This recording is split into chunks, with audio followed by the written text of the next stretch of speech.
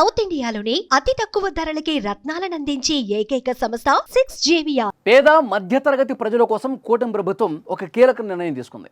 రాష్ట్రంలో ఉన్న పేదవారికి ఉచితంగా 25 లక్షల రూపాయల వరకు వైద్య సేవలు అందే విధంగా కూటమి ప్రభుత్వం నిర్ణయం తీసుకుంది.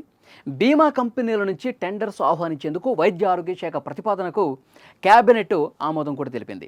ప్రధానమంత్రి జన ఆరోగ్య యోజన ఎన్టీఆర్ వైద్య సేవ కింద ఈ కొత్త ఆరోగ్య విధానాన్ని రూపొందించనున్నారు. అంటే కేంద్ర రాష్ట్ర ప్రభుత్వాలు ఈ రెండు కలిసి పనిచేస్తాయి.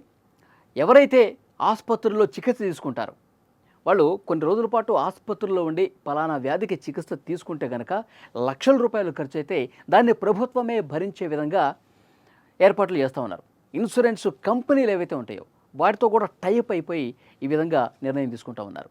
ఈ కొత్త విధానం ద్వారా రాష్ట్రంలో ఉన్న 5 కోట్ల మందికి నాణ్యమైన వైద్యం అందించాలన్నది లక్ష్యం. ఈ విధానం ద్వారా పేదలకు బీమా కింద 2.5 లక్షల వరకు సేవలు అందిస్తారు. అదే ఎన్టీఆర్ ఆరోగ్య సేవ ట్రస్ట్ ద్వారా 2.5 లక్షల నుంచి 25 లక్షల వరకు వైద్య సేవలు అందించే అవకాశం ఉంది. దారిద్ర్య రేఖకు ఎగువన ఉన్న వాళ్ళకి 2.5 లక్షల వరకు వైద్య బీమా వర్తిస్తుందని ఏపీ ప్రభుత్వం తెలిపింది. ఇందులో వర్కింగ్ జర్నలిస్టులు కూడా అవకాశం కల్పిస్తూ ఉన్నారు. ఈ పథకం ఉద్యోగులు కాకుండా మిగతా వాళ్ళందరికీ వర్తిస్తుందని చెప్తున్నారు. 2.5 లక్షల బీమా కాకుండా మిగతాది బీమా కంపెనీలు ఫస్ట్ చెల్లిస్తాయన్నమాట. ఆ తర్వాత ప్రభుత్వం దాన్ని రీయింబర్స్ చేస్తుంది. ఈ కొత్త విధానంలో 3257 రకాల వైద్య సేవలు ఉంటాయి. మొత్తం 324 ప్రభుత్వ ఆసుపత్రులకు ఈ గుర్తింపు ఇస్తూ ఉన్నారు. అనారోగ్యానికి గురైన వారికి 6 గంటల్లోపు ఉచిత వైద్యానికి అవకాశం ఇస్తారు. 15 రోజుల్లోగా ఆ ఆసుపత్రులకు బిల్లులు చెల్లిస్తారు. ప్రతి పేషెంట్కి QR కోడ్ ఇచ్చి పర్యవేక్షిస్తారు.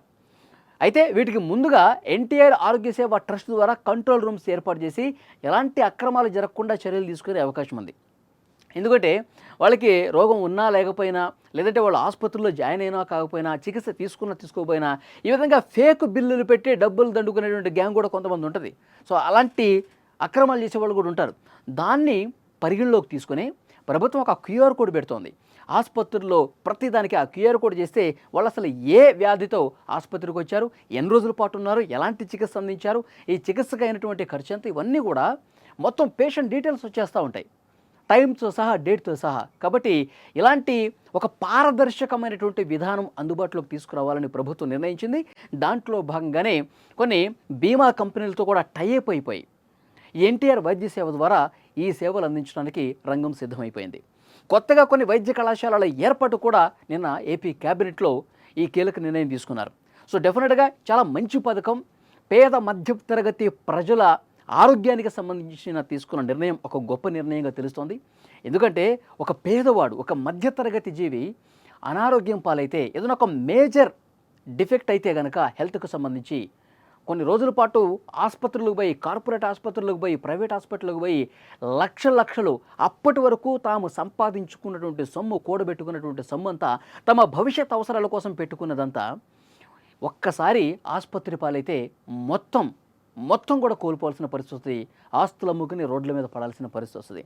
సో పేదవాళ్ళు ఆ విధంగా ఎఫెక్ట్ కాకుండా ఉండటం కోసం మధ్యతరగతి ప్రజలు వాళ్ళు చాలా దారుణంగా డబ్బులు ఖర్చు అయిపోయి రోడ్ల మీద పడకుండా ఉండాలంటే ప్రభుత్వం ఈ సాయం చేయాల్సినటువంటి అవసరం ఉంది. అందుకే ప్రస్తుత కూటమి ప్రభుత్వం విద్య మీద, వైద్యం మీద ఎక్కువగా ఖర్చు పెడుతుంది. దానికి కారణం విద్యా వైద్యలో ఒక సమూలమైనటువంటి మార్పులు తీసుకురావాలి, పేద మధ్యతరగతి ప్రజలకు ఉపయోగకరమైన, ప్రయోజనకరమైనటువంటి నిర్ణయాలు తీసుకోవాలని చెప్పి ప్రభుత్వం భావించింది. కాబట్టి ఇలాంటి గొప్ప నిర్ణయాలు తీసుకునే పరిస్థితి కనిపిస్తోంది. సో డెఫినెట్గా చాలా మంచి కార్యక్రమం.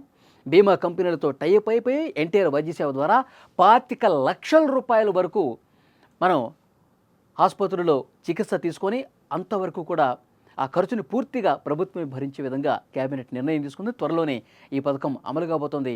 ఇది నిజంగా పేద మధ్యతరగతి ప్రజలకు ఈ పథకం ఒక గొప్ప వరంగా నిలవబోతుంది అనటంలో ఏమాత్రం సందేహం లేదు. ఈ పథకానికి సంబంధించి మీరేమనుకుంటున్నారో కామెంట్ బాక్స్లో తెలియజేయండి.